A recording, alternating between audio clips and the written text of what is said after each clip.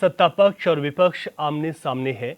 Budget सत्र के दौरान वित्त मंत्री प्रेमचंद अग्रवाल के बयान के बाद लगातार सियासत चल रही है और विपक्ष के तेवर तल्ख हैं।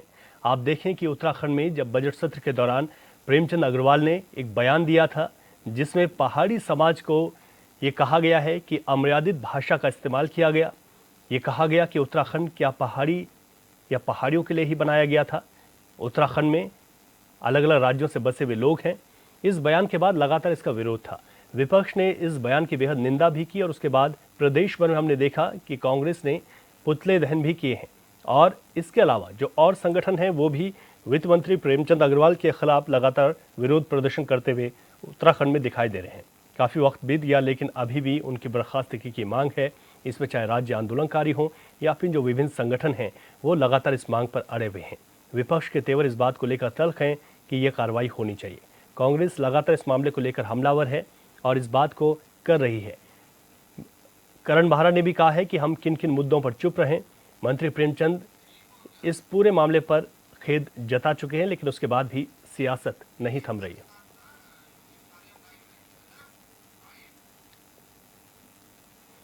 विस्तार से जानकारी के साथ हमारे संवाददाता योगेश आर्य हमारे साथ लाइव जुड़ गए हैं। योगेश, जिस तरीके से मंत्री प्रेमचंद अग्रवाल का दिया गया बयान लगातार तूल पकड़ता जा रहा है, विपक्ष अभी भी हमलावर है। कांग्रेस का कहना है कि पहाड़ तराई क्षेत्र को बांटने की भाषा थी जो वित्त मंत्री प्रेमचंद अग्रवाल ने कही। अब ये मामला किस ओर आगे बढ़ रहा है? देखिए, बिल्कुल रवि, जिस तरह देखा जाए कि इससे बयान को दिए 10 दिन बीत चुके हैं लेकिन उसके बावजूद भी इस पर सियासत रुकने का नाम नहीं ले रही है। सदन में दिए गए मंत्री के बयान को लेकर के लगातार जो विपक्ष है वो लगातार हमलावर है। देखा जाए तो शुरुआत में जब बयान दिया गया उसके बाद से ही लगातार सदन में इसको लेकर हंगामा हुआ। उसके साथ ही साथ अगर सड़कों पर भी देखा जाए तो वहाँ पर भी जो है पुतले दहन किए गए, सब यात्रा निकाली गई, तमाम तरीके का विरोध जो है देखने को मिला। लेकिन उसके बावजूद जिस तरह से मंत्री प्रेमचंद अग्रवाल इसको लेकर के फिर चाहे वो गंगा आरती के दौरान की बात हो, चाहे वो अन्य तलब जब प्रदेश अध्यक्ष ने उनको तलब किया तब की बात हो, वो लगातार माफ़ी मांगते आए। उस पर यह भी कहा गया कि अब इस पर बयानबाजी रुकनी चाहिए। उनका कोई ऐसा मकसद नहीं था। उन्होंने साफ तौर पर सदन में भी ये कहा कि मेरा ऐसा कोई मकसद नहीं था। मैं उत्तराखंड में जन्मा हूँ, उत्तराखंड के लिए जीऊँगा, उत्तराखंड के लिए मरूंगा। मेरा ऐसा कोई वक्तव्य नहीं था जिसको तोड़ मोड़ कर पेश किया जा रहा है। हालांकि इसको लेकर के काउंटर करने की कोशिश सीएम धामी ने भी करने की कोशिश की लेकिन जनता जो है वो अब भी आक्रोशित है। विपक्ष इसको लगातार हवा दे रहा है। तो देखिए, इसको लेकर के जिस तरह हाल ही में आज उनका नेता प्रतिपक्ष का बयान आया, उन्होंने साफ तौर पर कहा कि बेहद निंदनीय है, ये समर योग्य नहीं है। उन्होंने इस तरह का बयान दिया है और वहाँ पर जो पीठ पर बैठी विधानसभा अध्यक्ष थी उनको भी इस पर जो है सख्त एक्शन लेना चाहिए था, कार्रवाई करनी चाहिए थी, उन्हें बाहर निकालना चाहिए था। तो निश्चित तौर पर विपक्ष लगातार कार्रवाई की मांग कर रहा है, तो इस्तीफे की मांग की जा रही है। लेकिन प्रेमचंद अग्रवाल जिस तरह से माफ़ी मांग चुके हैं वो लगातार कह रहे हैं कि मेरा ऐसा कोई मकसद नहीं था। हालांकि उन्होंने जिस तरह से कहा कि पहाड़ क्षेत्र में आज कोई पहाड़ी नहीं बसे हुए हैं, वहाँ पर जो है सब फ्रांस से आए हुए लोग हैं, सब अन्य राज्यों से आए हुए लोग हैं। और उन्होंने जिस तरह से गुस्से में आकर के वो जो जिस विधायक के जवाब को वो दे रहे थे उसके बाद उन्होंने नीचे पेपर को पलटते हुए ताकते हुए और जिस तरह से अमर्यादित भाषा का प्रयोग किया वो सब ने सुनाई दिया। वो लगातार इतना वायरल हुआ कि हर एक व्यक्ति के मोबाइल में वही देखने को मिल रहा था। तब लोग सवाल उठा रहे थे कि आखिरकार एक संवैधानिक पद पर होने के बावजूद जो है इस तरह का बयानबाजी कैसे की जा सकती है। और खास करके उन लोगों के लिए, उत्तराखंड वासियों के लिए जहाँ पर रहते हैं, जहाँ से आप मंत्री हैं, जहाँ से जनप्रतिनिधि हैं, तो निश्चित तौर पर सवाल उठते हैं। और अब देखिए, जिस तरह से लगातार कहा जा रहा है कि प्रदेश अध्यक्ष महेंद्र भट्ट ने जवाब दिया कि सभी कांग्रेस के नेताओं को इस पर चुप्पी साधनी चाहिए, उनको इस पर जो है चुप रहना चाहिए। जितनी ज़्यादा बयानबाजी होंगी उतनी जो है फिर इधर से बयानबाजी होंगी, ये मामला तूल पकड़ेगा। लेकिन उस पर कांग्रेस के प्रदेश अध्यक्ष ने उन्हें जो है नसीहत दी है, कहा कि किस किस मामले पर चूंकि चाहे अंकिता भंडारी का मामला हो, उससे पहले जो है ममता जोशी का मामला हो, तमाम मामलों के उन्होंने हवाला दिया कि इन मामलों पर भी कहाँ चुप रहा जाए। तो उन्होंने कहा कि जब तक मंत्री के बेटे की बात हो, चाहे नौकरी लगाने की बात हो, फिर नौकरी से इस्तीफा दिलाने की बात हो, पेट काटने की बात हो, तमाम विवादों से जो है मंत्री प्रेमचंद का नाता रहा है। और यही कारण है कि उन्होंने एक बार फिर इस तरह का बयान दिया कि पूरे प्रदेश में, समूचे प्रदेश के अंदर की बात करें तो लोग जो है हसुसाई था कि आखिरकार ऐसा कैसे बयान दिया जा सकता है, ऐसे कैसे हो सकता है कि एक मंत्री एक संवैधानिक पद पर और एक ऐसी सदन में जहां पर बजट पेश किया जा रहा है, जहां पर ये सोचना होता है कि आखिरकार अब जनता के लिए क्या बेहतर ला सकते हैं, जनता को क्या बेहतर देना है, प्रदेश के लिए क्या बेहतर व्यवस्था करनी है, वहां पर इस तरह से गुस्से में आकर उत्तेजित होकर के इस तरह के बयान दे देना निश्चित तौर पर सवाल निशान खड़ा करता है। और कहीं ना कहीं विपक्ष सवाल पूछ रहा है, जनता पूछ रही है।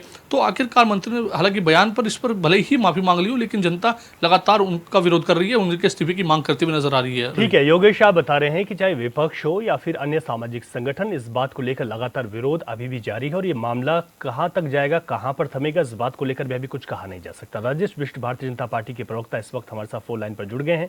बिष्ट जी, आपका स्वागत है चैनल पर। बजट सत्र के दौरान वित्त मंत्री प्रेमचंद अग्रवाल के बयान को लेकर विपक्ष भी हमलावर है और तमाम सामाजिक संगठन भी लगातार इस मामले पर अभी तक, चाहे पुतले दहन की बात हो, विरोध प्रदर्शन की बात हो, उसको करते हुए दिखाई दे रहे हैं। अभी विपक्ष का ये कहना है कि इस मामले में कार्रवाई की जानी चाहिए थी। भारतीय जनता पार्टी का क्या पक्ष है? देखिए रवि भाई, सबसे पहले तो मैं आपको ये कहना चाहूंगा, जिस प्रकार से प्रदेश के माननीय मुख्यमंत्री जी के द्वारा, प्रदेश अध्यक्ष के द्वारा और तमाम वो जो शीर्ष नेतृत्व पे हमारे नेतागण बैठे, उन सब के द्वारा इस तरह की बयानबाजी पे पहले ही कहा जा चुका है कि प्रेमचंद अग्रवाल जी के द्वारा जो भी भाषा शैली का इस्तेमाल किया था वो बिल्कुल नहीं होना चाहिए था। उस पर व्यक्तिगत रूप पे माननीय मंत्री जी के द्वारा भी खेद प्रकट किया जा चुका है और जितने भी इस प्रदेश के लोगों को उनके द्वारा उनकी शब्दावली पे जो भी गलत हुआ उस पर व्यक्तिगत रूप से उन्होंने अपनी उपस्थिति दर्ज करा के बयान दे चुके हैं। अब कांग्रेस इस समय मुद्दा विहीन हो चुकी है। कांग्रेस के पास जब जब मुद्दे हुए थे, आजकल कांग्रेस पार्टी बेरोजगार स्थिति में है। इन्होंने नकल विरोधी लोगों के प्रति जो भी उस टाइम आक्रोश किया, जो भी रैलियां निकाली, उसके लिए माननीय मुख्यमंत्री जी के द्वारा सख्त नकल विरोधी कानून ला दिया गया। इन्होंने यूसीसी पे बात करी, यूसीसी पे कानून बनकर आ गया। इन्होंने हमारे उत्तराखंड के राज्य आंदोलनकारी थे, उनके लिए 37 आरक्षण की बात की थी, उस पर सरकार एक अध्यादेश लाके उनको आरक्षण देने की बात करी। उसके बाद सबसे महत्वपूर्ण एक ऐतिहासिक भू कानून लाने की बात थी, उस पर भी सरकार ने भू कानून लाने के बाद इस प्रदेश को मजबूत भू कानून देते। तो इस समय इन कांग्रेस पार्टी वालों के पास कोई ऐसा मुद्दा नहीं है कि जिस मुद्दे पे ये सड़कों पे घूम पाए, क्योंकि जिन जिन मुद्दों पे इन्होंने बात करी उन सभी मुद्दों पे भारतीय जनता पार्टी की सरकार ने फैसला लिया और लोगों के हक अधिकार के लिए अध्यादेश लाके उसे पास करके कानून बनाने का काम किया है। अब चूंकि ये मुद्दा विहीन लोग हैं, इनकी अपने पार्टी के अंदर अंदरूनी कलह चल रही है, पार्टी के अंदर लोग टूट टूट के इधर उधर जा रहे हैं, तो कुछ बातें तो इन्होंने करनी है। मैं ये मानता हूं कि जब इतना महत्वपूर्ण बजट सत्र चला गैरसैंण के अंदर, जहां पे लोगों ने विकास की बात, उन मुद्दों की बात जिसके लिए जनता ने कांग्रेस के विधायकों को चुन के विधानसभा में भेजा हुआ है, उन मुद्दों पे बात करने के बजाय सिर्फ इन्होंने एक मुद्दा जिसपे जिस व्यक्ति ने अपनी जो भी उनके द्वारा शब्दावली का इस्तेमाल किया उस पर पूरे प्रदेश से खेद मांग लिया है, सभी उत्तराखंडियों से खेद प्रकट कर लिया है, माफी सार्वजनिक रूप से मांग ली है। जबान है कई तरह से, कई बार ऐसा होता है और उसमें भारतीय जनता पार्टी किसी तरह से उस बयान का कोई समर्थन नहीं करती है। तो आप लोग ये मानते हैं कि जो कार्रवाई इस पर भारतीय जनता पार्टी की तरफ से हो जानी चाहिए थी वो हो गई है, अब इस मामले को तूल नहीं देना चाहिए विपक्ष को, ये मानते हैं आप? बात अगर आप करेंगे रवि भाई, इस देश के अंदर इनकी पार्टी के तमाम लीडरों की वो फहरिस्त है जिस फहरिस्त के तहत इन लोगों को आज जनता ने नकार दिया है। मैं इस बात को व्यक्तिगत रूप से उत्तराखंडी होने के नाते मानता हूँ, जो भी शब्दावली उसके मुंह से वो बिल्कुल किसी के लिए अच्छे शब्द नहीं थे।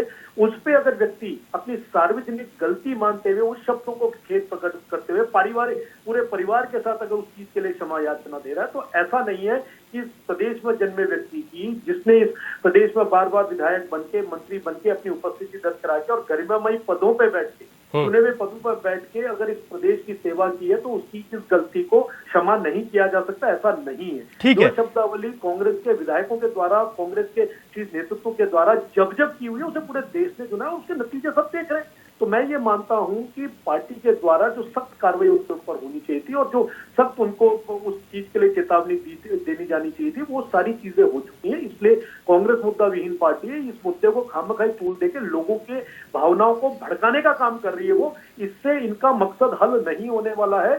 जनता ये सारी बातें जानती है, क्योंकि सदन के अंदर जहाँ लोगों के लिए पानी की बात होनी चाहिए थी, सड़क की बात होनी चाहिए थी, अस्पताल की बात होनी चाहिए, विद्यालय की बात होनी चाहिए, बाकी तमाम मुद्दे जिसके लिए लोगों ने इन विधायकों को मत देके विधानसभा भेजा है। ठीक है। अच्छा राजेश बिष्ट जी, कांग्रेस इस पर क्या कर रही है? इसके लिए हमारे साथ आशीष सैनी जी हैं, कांग्रेस के वरिष्ठ नेता, इस वक्त जुड़ गए हैं। आशीष सैनी जी, भारतीय जनता पार्टी ये कह रही है कि खेद प्रकट कर दिया, पार्टी ने भी नसीहत दे दी और अब इस मामले को तूल नहीं देना चाहिए विपक्ष को। देखिए, मैंने पहले भी आपके चैनल पर कहा है, राज्य सरकार नहीं चाहती कि सोमवार के दिन सदन चले और माननीय मुख्यमंत्री उस पर कोई जवाब दे। तो हमारे विधायकों को जवाब भी देना चाहते हैं। इसके लिए इन्होंने इस बजट सत्र में राज्यपाल के अभिभाषण को भी प्रभावित करने के लिए मदन सिंह बिष्ट जी पर झूठा आरोप लगाया। उसके बाद इन्होंने क्योंकि जवाब देना ही नहीं है, तो यही स्थिति इनके कारण बार बार बनती है। ये लोग कभी भी सोमवार को सदन चलाना नहीं चाहते ताकि मुख्यमंत्री जी को मौका मिले, पहली बात। दूसरी बात यह है कि मंत्री जी के जो विचार हैं वो केवल पहली बार नहीं निकले हैं, वो सड़कों पर भाजपा के संघ के लोगों को पीटते हैं। गणेश जोशी जी हैं, वो खुलेआम गुंडागर्दी करते हैं, और प्रणव सिंह तो पूरे उत्तराखंड को ही अपने विशेष स्थान पर रख चुके हैं। तो उसके बावजूद भी अभी इनका एक पदाधिकारी बलात्कार के मामले में जेल गया है। लेकिन जो निष्कासन की चिट्ठी होती है प्रदेश संगठन से, वो टाइप होने के लिए लगता है लोग नहीं है। दूसरी बात, भ्रष्टाचार होता है तो ये कहते हैं कि कांग्रेस को हम हरा चुके हैं, इसलिए भ्रष्टाचार करने का पूरा अधिकार मिल गया। इनसे कोई भी सवाल पूछो, ये कांग्रेस की बात करने लगते हैं, ये कभी अपनी बात करते ही नहीं है। भाई आप सरकार बनाइए केंद्र में, राज्य में, और आपने तीसरा इंजन अभी नगर निगमों में लगा दिया है। भाई काम बताओ ना, आप काम क्या कर रहे हो। सवाल अगर हमारा होगा तो आप सवाल का जवाब दो, और आप सवाल का जवाब देना ही नहीं चाहते तो आप कह दीजिए कि तानाशाही लागू हो गई है देश में। कांग्रेस क्या चाहती है? वित्त मंत्री वाले बयान पर कांग्रेस क्या चाहती है? गणेश जोशी जी का और इनके प्रेमचंद अग्रवाल जी का, प्रणव सिंह का, और जितने बलात्कारी दुराचारी इनकी पार्टी बने, सबका निष्कासन चाहते हैं। तत्काल पदमुक्त करें, निष्कासन करें, इनको घर भेजें। ठीक है, मैं राजे बीर जी से जवाब ले रहा हूँ इस पे। बीर जी।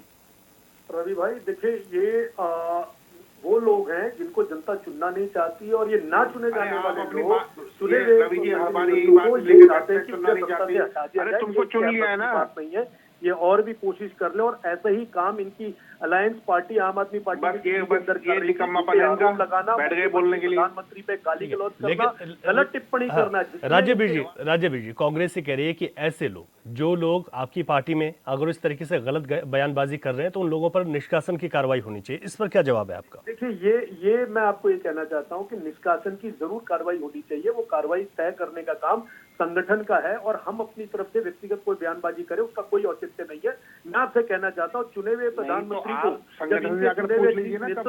जब दुनिया भर की दिन भर में 50 गालियां जब तक नहीं देता, तब तक उनका निवाला गले से नीचे नहीं जाता है। उन पर इनके द्वारा क्या कार्रवाई की गई है, ये आज तक की कार्रवाई बता दें। तो बिष्ट जी, एक मिनट, आशीष सैनी जी, बिष्ट जी, आप क्या ये संकेत दे रहे हैं कि ऐसे लोगों पर पार्टी अभी विचार कर रही है, कोई कार्रवाई हो सकती है, ये संकेत है क्या? देखिए, मैं इसमें बहुत जल्दबाजी में कुछ नहीं कहूंगा। पार्टी जरूर इस बारे में विचार कर रही होगी। हमारे उत्तराखंडियों का सम्मान, उनके सम्मान की रक्षा करना पार्टी की पहली प्राथमिकता है, और इसके लिए कोई भी व्यक्ति अगर गलत शब्दावली का इस्तेमाल करेगा तो पार्टी अपने हिसाब से उस पर कार्रवाई करेगी, और पार्टी निश्चित रूप से इस पे कहीं ना कहीं गंभीर होगी, और इस गंभीरता के साथ वो इस पे जरूर विचार। अच्छा, ठीक है, विपक्ष को भी एक तरफ अगर हम छोड़ दें, ठीक है, कांग्रेस जिस बात को उठा रही है वो विपक्ष में एक बार मान लेते हैं, लेकिन इस प्रदेश में बहुत सारे सामाजिक संगठन हैं जो इस बात को लेकर लगातार हमलावर हैं भारतीय जनता पार्टी पर, और कई लोग ये भी कह रहे हैं कि मुख्यमंत्री अच्छा काम कर रहे हैं, पार्टी अच्छा काम कर रही है, लेकिन कुछ मंत्री हैं जो इस तरीके से और ज़्यादा जो गलत और बदनामी करते हैं, उन लोगों पर कार्रवाई होनी चाहिए। आपने सोशल मीडिया पर देखा होगा इस तरीके की टिप्पणियां भी हैं। तो वो लोग, राज्य आंदोलनकारी, ये लोग भी यहाँ पर कहीं ना कहीं विरोध कर रहे हैं। इनके लिए क्या मैसेज है? भारतीय जनता पार्टी क्या कहना चाहती है इनसे कि जो वो प्रदर्शन कर रहे हैं तो कोई तो उन्हें जवाब मिले?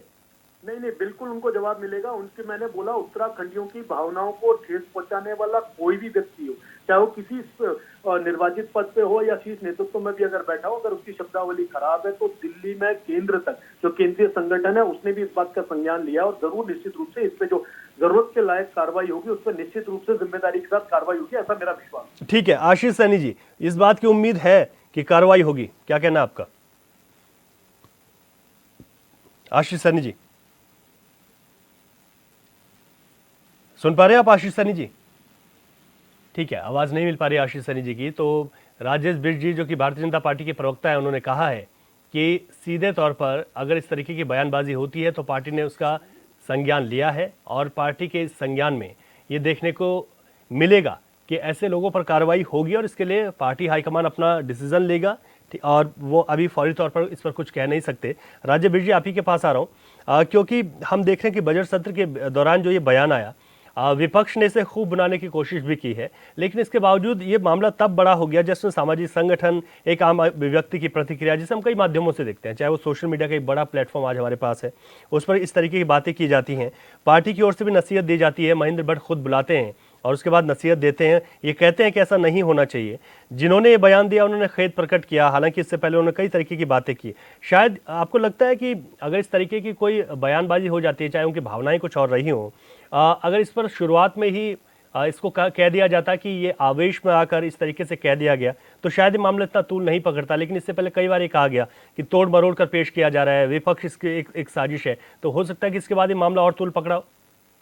नहीं, देखिए रवि भाई, आपका कहना हो सकता है बिल्कुल ठीक हो, लेकिन मेरा ये जो समझना है, देखिए विधानसभा सत्र के दौरान उस समय सत्र के तहत महत्वपूर्ण बजट पेश हो रहा था, और उस बजट पेश होने के तहत विपक्ष पूर्णतः ये चाहता था, जिस तरीके से पहले दिन इनके माननीय विधायक वहां पे मदिरा पान सेवन करने के बाद विधानसभा में आते हैं, उसकी गरिमा को तार तार करते हैं, गवर्नर साहब के जो वक्तव्य था उसको सुनने के बजाय, उसको सम्मान देने के बजाय वहां पे शोर शराबे का काम करते हैं। ये किसी नियत से जनता के सरोकार के काम को करने के लिए विधानसभा के अंदर सत्र का इंतजार कभी नहीं करते। हाँ, जनता के बीच में जाके जरूर ये इस बात का शोर और इंडोरा जरूर पीटते हैं कि हम लोग सत्र में ये करने गए थे, सत्र में ये करने गए थे, लेकिन ये वहां पर इस तरह के कोई भाव से नहीं जाते हैं। ये 5 दिन 7 दिन सत्र को चलते के टाइम में सिर्फ अपनी मौज मस्ती और सिर्फ ऐश करने के लिए वहां जाते हैं, जो मेरी समझ से है। मैं ये चाहता हूं कि जनता के चुनावी प्रतिनिधि को जब विधानसभा जैसी गरिमामय स्थिति में जा रहे हैं, उस भवन में बैठ रहे हैं, उस मंदिर में बैठ रहे हैं लोकतंत्र के, तो वहां पे जरूर जनता से जुड़े मुद्दों को देखना चाहिए। इनके चुने हुए विधायकों के द्वारा किसी भी सामाजिक मुद्दे पे, लोगों के विकास वाले मुद्दे पे अगर किसी तरह की कोई बात रखी हो, किसी तरह का कोई प्रस्ताव रखा हो, तो आप पूरा सत्र उठाकर देख लीजिए। इन्होंने हंगामा करने का काम, वहां पे टेम्पलेट घुमाने का काम, विपक्ष के ऊपर, सरकार के ऊपर तंज कसने का काम, पुरानी बातों को दोबारा से उछालने का काम, इसके अलावा मीडिया अटेंशन के अलावा और कोई काम नहीं किया। उतना समय अगर ये जनता के विकास के कामों के लिए करते, अपने क्षेत्र में उन्नति के लिए करते, तो शायद 27 वाले चुनाव में लोग इनके बारे में थोड़ी सा विचार भी करते। लेकिन जो हालात प्रदेश के अंदर फैलाना चाह रहे हैं, जो ये सबके बीच में ये जो शांतपूर्ण माहौल है, इसको उकसाने का काम कर रहे हैं, उबालने का काम कर रहे हैं। जनता उत्तराखंड की समझदार है, वो ये मानती है कि यहाँ के व्यक्ति के द्वारा, चाहे यहाँ के चुने हुए व्यक्ति हैं या सामाजिक लोग हैं, अगर कोई शब्दों का हेरफेर हुआ है, तो उस शब्दों के हेरफेर को एक बारी के लिए उत्तराखंड के लोगों ने कहीं ना कहीं उनकी माफी के साथ हो सकता है क्षमा किया हो। लेकिन विपक्ष जो है इस मौके को भुनाने की कोशिश कर रहा है, इससे इनको कोई राजनीतिक लाभ नहीं उठने वाला। हाँ, लोगों के बीच में इनकी छवि जरूर पेश हो रही है कि बार बार उस शब्द का इस्तेमाल करके, बार बार उस व्यक्ति को बीच में लाकर ये जरूर लोगों को दिखाने की कोशिश कर रहे हैं कि बहुत बड़ा अन्याय हुआ है। मैं ये मानता हूं कि शब्द जो भी इस्तेमाल हुए किसी भी उत्तराखंडी के समाज के लिए, उस समाज के सम्मान के लिए बिल्कुल गलत शब्द थे। उस पर पार्टी अपने हिसाब से जो भी कठोर कार्रवाई होगी वो अवश्य करेगी, पार्टी से छोड़ने वाली नहीं। ठीक है राजीव जी, बहुत शुक्रिया आपका, आप जुड़े हमारे साथ और अपने पार्टी की तरफ से यहाँ पर बात रखिए कि पार्टी क्या सोच रही है। हमारे संवाददाता योगेश लगातार हमारे साथ लाइव जुड़े में। योगेश, अब जिस तरीके से तमाम संगठनों ने, मसूरी में भी हमने देखा कि कल यहाँ पर राज्य आंदोलनकारी और अन्य संगठनों ने मिलकर एक बात कही कि 15 दिनों का वक्त दे रहे हैं, अगर यहाँ पर कार्रवाई नहीं हुई तो फिर एक बड़ा आंदोलन होगा। कहाँ ये मामला जाता हुआ दिखाई दे रहा है अभी भी? देखिए, बिल्कुल जिस तरह से कहा जा रहा है कि जिस तरह से बयान आया उसको लेकर के लगातार जिस तरह से हम देख रहे हैं विरोध प्रदर्शन हो रहे हैं, अभी ये विरोध प्रदर्शन रुकने का नाम नहीं ले रहे हैं। और जैसे कल मसूरी में साफ तौर पर राज्य आंदोलनकारी हों, संगठन हो, उन्होंने साफ तौर पर कहा कि 15 दिन का समय है, 15 दिन के समय के बाद निश्चित तौर पर एक बड़ा आंदोलन होगा। तो निश्चित तौर पर जिस तरह देखा जाए कि भले ही प्रदेश के अध्यक्ष जो महेंद्र भट्ट है, उन्होंने उनको बुलाकर नसीहत दी हो, उन्होंने कहा हो कि जितने विधायक है, मंत्री, अपनी शब्दावली पर ध्यान दीजिए, इस तरह की शब्दावली का प्रयोग मत कीजिए, नसीहत दी। लेकिन रवि, एक समझना होगा कि आखिरकार जिस तरह से नसीहत की बात आती है, हर बार हम देखते हैं कि जो मंत्री हैं, विधायक हैं, उनके जब भी बोल बिगड़ते हैं तब नसीहत दी जाती है, उनको समझाया जाता है, एक बड़ा कार्रवाई का रुख अपनाया नहीं जाता, जो एक मिसाल बने कि आखिरकार अगर आप इस तरह के बयानों का प्रयोग करेंगे, इस तरह की शब्दावली का प्रयोग करेंगे संगठन के तौर पर, कहीं ना कहीं तो इस तरह की कार्रवाई भी आपके तौर पर देखने को मिलेगी। तो अगर इस तरह का नसीहत देने के बजाय इस तरह की कार्रवाई के कदम अगर संगठन उठाए, तो हो सकता है कि आने वाले कल में इस तरह के बयानबाजी पर विराम लग जाए। क्योंकि कहने से कि जो बयानबाजी है उस पर विराम लगे कि कांग्रेस के नेता कुछ ना कहें, हमारे वाले भी कुछ नहीं कहेंगे, इससे होने वाला कुछ नहीं है। क्योंकि आप जिस देखा जाए तो पहले भी, चाहे वो वहाँ पर नेजी जी को थप्पड़ मारने का मामला हो, चाहे फिर वो वहाँ पर निकाय चुनाव के बाद फिर गढ़वाल क्षेत्र के लोगों के लिए शब्दों का प्रयोग करना हो, चाहे सदन में इस तरह का मर्यादित शब्दों का प्रयोग करना हो, तो ये चीज़ें वीडियो आज के समय में सबसे स्मार्टफोन सबके पास है, ये चीज़ें तो तरह तरह की बयानबाजी तुरंत जो है लोगों के पास पहुंचती है और उसका गलत मैसेज आता है। तो ऐसे में ऐसी पार्टी जो कि विश्व की पार्टी कही जाती है, ये कहा जाता है कि हम विश्व में बड़ी पार्टी हमारी है, हम संगठनात्मक कार्रवाई करते हैं, संगठन हमारा काम करता है, हर चीज़ के पहलुओं पर बात होती है, केंद्र में हर चीज़ों पर इस पर चीज़ों पर तैयारी की जाती है, उनका समीक्षा होती है। तो ऐसे में एक बड़ा रुख अपनाना चाहिए था, जो नहीं अपनाया गया और इसका खामियाजा भाजपा को भुगतना पड़ रहा है कि तरह तरह के विरोध प्रदर्शन देखने को मिल रहे हैं। ये विरोध प्रदर्शन न बल्कि मंत्री के विरोध पर है, ये पूरे भाजपा को लेकर हो रहे हैं, क्योंकि भाजपा से भी कार्रवाई की मांग की जा रही है, संगठन से कार्रवाई की मांग की जा रही है। तो निश्चित तौर पर इसमें बड़ा कदम जो है वो कहीं ना कहीं उठाना चाहिए, क्योंकि चाहे विपक्ष हो, चाहे संगठन हो, चाहे राज्य आंदोलनकारी हो, तमाम जो लोग हैं वो विरोध कर एक ही आवाज चाहते हैं, एक ही काम चाहते हैं कि वो इस्तीफा दे।